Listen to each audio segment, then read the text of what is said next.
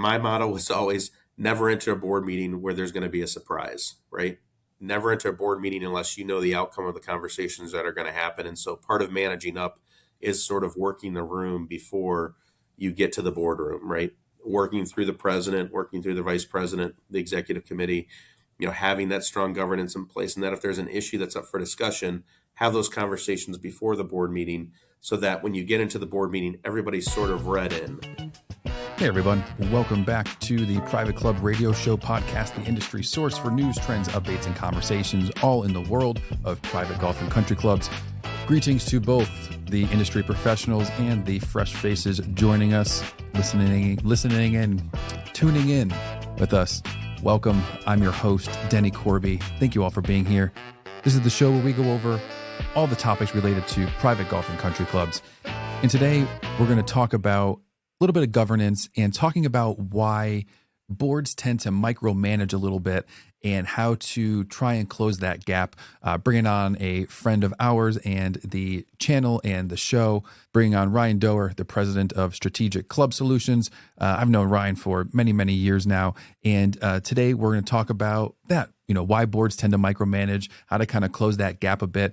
He's going to show us the RACI matrix, the RACI matrix, and it's a tool that helps clarify roles and responsibilities within organizations. So if you're watching on YouTube, you can see it. And if you're listening, you can imagine it or watch it when you're not driving. Before we get started with this episode, just want to give a quick little shout out. Some of our show partners, as you know, I'm very proud supporter and cheerleader for our show partners. We have our friends Kennis Member Vetting. The traditional application process tells you very, very little about someone's behavior and character. And that is until now.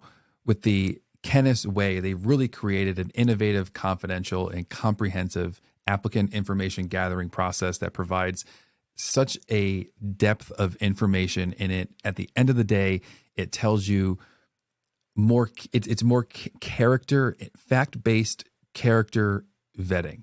Like you get such a view of who somebody is that you are letting into the club. And this information allows you to make a fully educated membership decision to really make sure that people that you're bringing in are who they say they are. Head over to membervetting.com to learn more. We have our friends Golf Life Navigators, the only resource out there for golf enthusiasts who are looking to find their dream club and their dream home, mainly in the Sun Belt, but anywhere all over the country.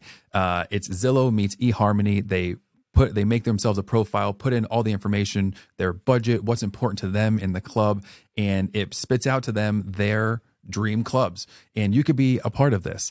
And it's a really cool platform, really great algorithm, and it's advertising without advertising and marketing without marketing. It's really cool because you're only getting matched up with and learning about the people who are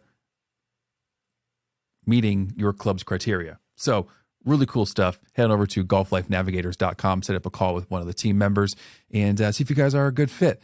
We have our friends, Concert Golf Partners, boutique owner-operators of private golf and country clubs nationwide. If you're looking for some recapitalization, head on over to concertgolfpartners.com to learn more.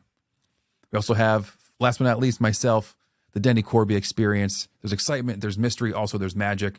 It's magic mind reading, comedy, crowd work.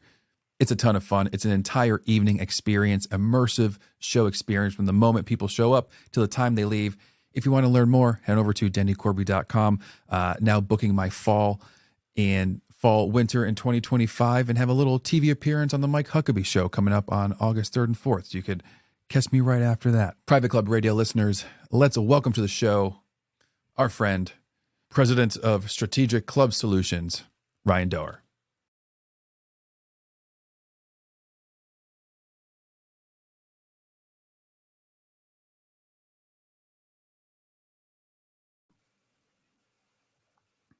So it was really good seeing you at conference, and always love when our paths cross. And when we were chatting there, we were just chit-chatting about content and things, and there was two kind of bits that went together, and I thought the lines were great, and I wanted to talk about it today, and that is a little bit on, why boards micromanage and the balance between leadership, arrogance, and confidence.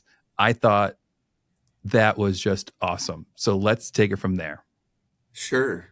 Yeah. So, as you know, we work with a lot of different managers and boards on a variety of different things. And in those interactions, it's always interesting to see the people dynamics and the human dynamics between the players and the stakeholders. And one of the things that we see a lot of times is there are people that are really confident and they can hold a room and discussion, but you got to back it up, right? And so typically sometimes that moves into arrogance. If you as a leader, just a little bit of a heads up, if you have a lead as a leader, all of a sudden feel like you're on top of a hill and no one's following you anymore, and everybody's just standing around looking like, what are you doing? That's a red flag. You've moved into that arrogance component because either you're not able to back up what you're communicating from a confidence standpoint, um, or a lot of times, sometimes you're just a jerk, right? So I think finding that balance of being confident. True leadership really requires a balance of confidence, humility, experience, and really having an openness to continue to learn. I think one of the things a mentor of mine taught me long ago was, if you find yourself you're always the smartest person in the room, you're never going to go anywhere because the team then is dependent upon you to have all the answers. And so as a leader, you've really got to communicate and coach and mentor the team so that they can rise up, which then allows you to continue to rise up. And then kind of the rising tide raises all ships, right? So I think one of those dynamics, listen, there's a lot of egos in private clubs between board members in particular, but also with some general managers. And I think that the sooner you can sort of dispel some of that ego and really build that trust and confidence with your board and the managing up process as a manager, it's really important to make sure that you find that balance. So, you What is mentioned, you go ahead. what is one way to find that balance? So let's just say, you unintentionally are at the top of the hill, no one's around you. How do you gracefully backtrack? Or or do you maybe accidentally just stumble backwards and apologize? What's the course of action there if you're just like, oh man, how do I take a step back? Yeah, I think it's usually starts with having one-on-ones with your board leadership, really understanding like, hey, did I miss something? Something doesn't feel right, read me in here, and having a little bit of that humility to go forward and say, hey, what changed? Something doesn't feel right.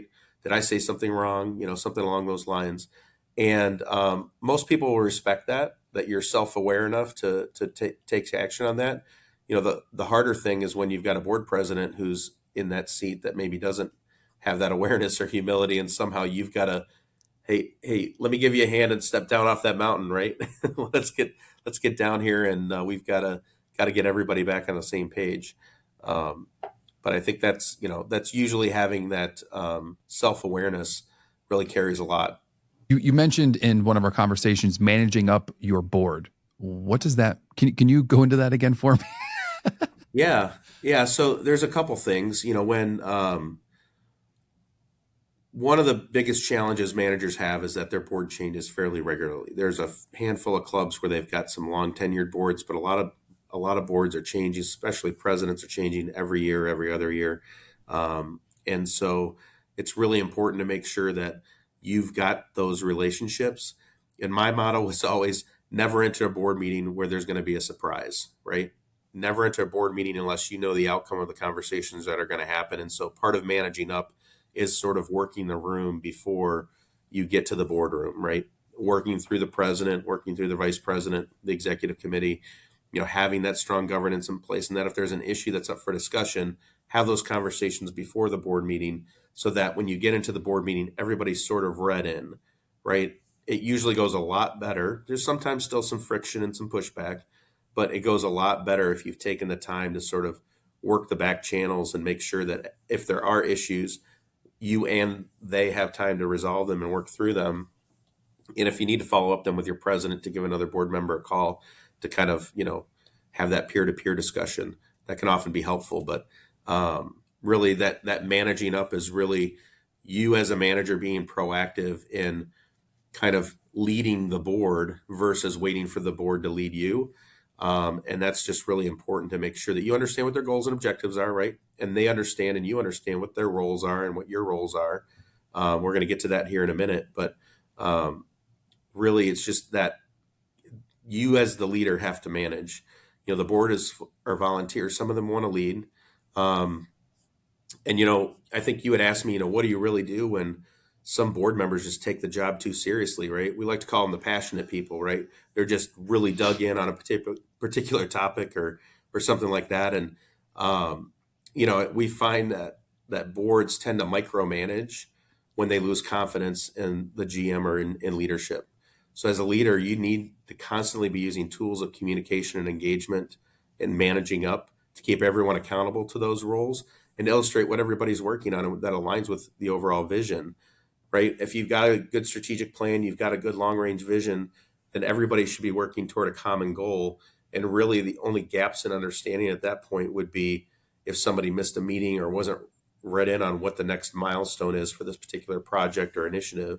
And so sometimes when a board member takes things too seriously, it usually highlights that there's a gap, right? And so, little spoiler alert, to use a Denny term, we actually had just published an article with Border Magazine that's going to be published here in an upcoming issue about really board service is more about stewardship over leadership, especially in the GM COO or the GM CEO model.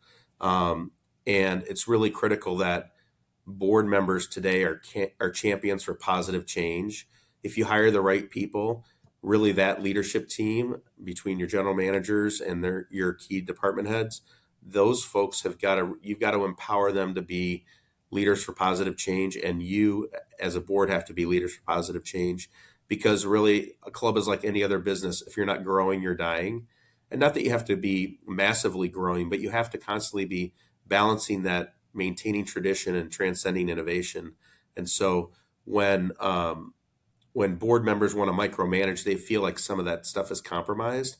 And really, if you boil it down, it boils down to it's something that they believe personally isn't happening that they expected to happen. And so all of this goes back to that managing up concept, and it really is it's a fundamental practice that a lot of people, I think, take for granted. If you just happen to walk into your first club and you've got a good board and it just kind of works because the manager before you did a great job. But if you're walking into a mess or a hornet's nest where somebody kind of didn't do a great job, you've really got to kind of get everybody back to that grounded state. And so I think that's really critical to manage up. There's a couple tips to see if you are managing up or not. If you want to hear them, let me know. Roll them out, baby. All right. So we really see my boards micromanaging when they lose confidence in leadership. However, it usually means if there is a lack of confidence in leadership, it usually means there's a gap at one of the main pillars in the structure of a successful club. And those gaps usually pop up in club governance, meaning roles and responsibilities, rules and regs, bylaws, how the organization is structured and functions. Could be a gap in the nomination process. If the board is not directing the nominating committee what gaps need to be filled each year as they go through that nominating process, and using a qualifications matrix that's developed with the board and the general manager to make sure that you've got a good, strong succession plan each year with your board. Um, it could be a gap in the board member orientation. We see a lot of clubs that still are not doing board member onboarding and orientation, and orientation should be Really? for every board member, not just the new ones. And so if you're not onboarding people correctly, they're having to learn on the fly for their first year, and so that's disruptive to the organizational structure and effective board meetings, and maybe they start running rogue on a committee that they're heading up or things like that. So that onboarding and orientation process is really important. Could be a gap in the club's strategic plan or vision. Maybe you don't have one, or maybe it's been sitting on the shelf for a couple of years and it's not actively being managed.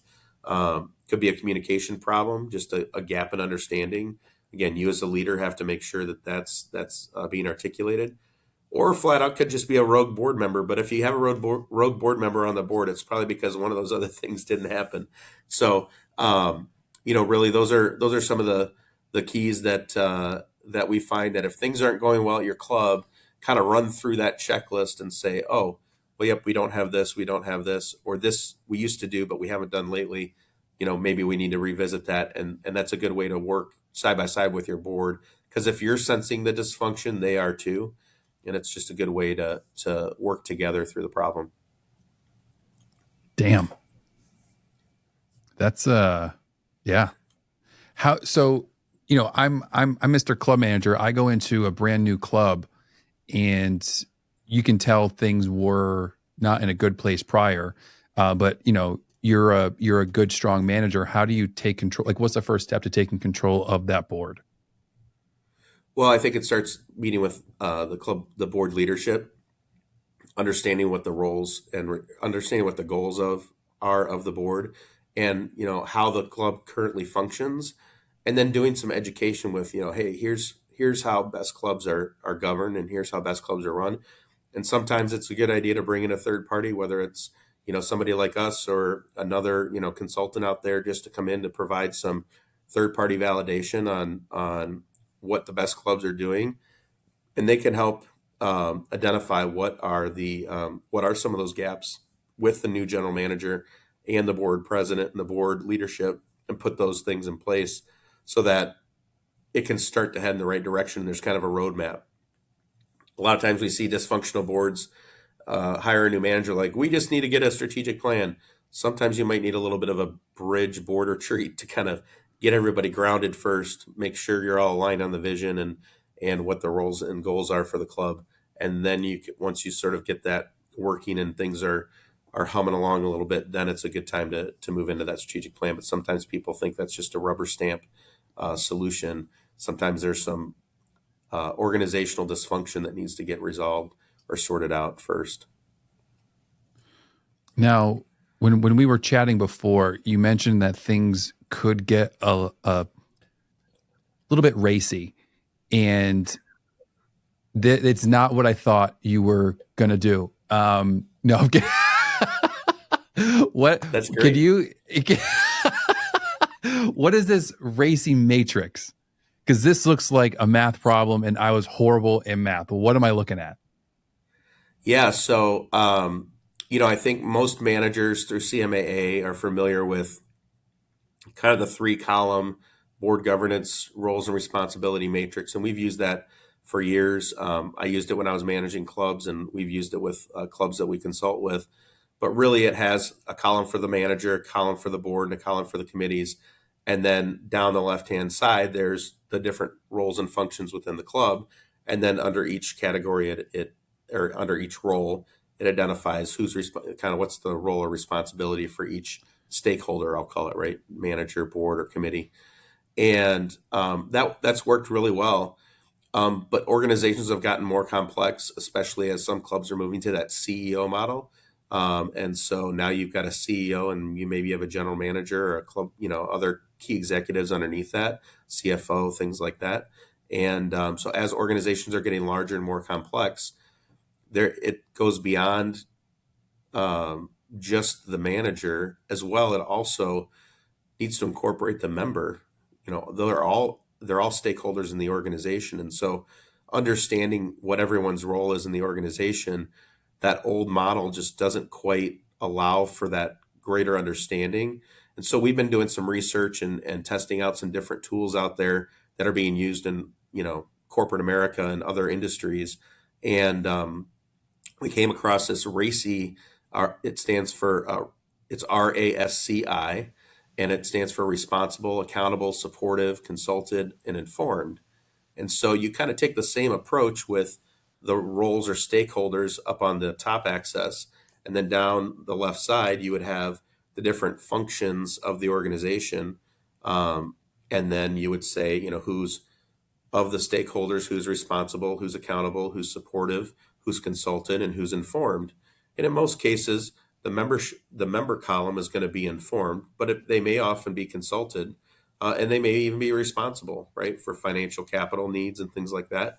So it helps. It's just a good illustration, especially if a club has been struggling, or if a club is kind of breaking through to the next level, right? If you're going from that GM model to a COO, if you're going from that GM COO to a CEO, it's just good to help create greater clarity around the organizational function, And this tool is used by project managers, but it's also used by organizational change gurus.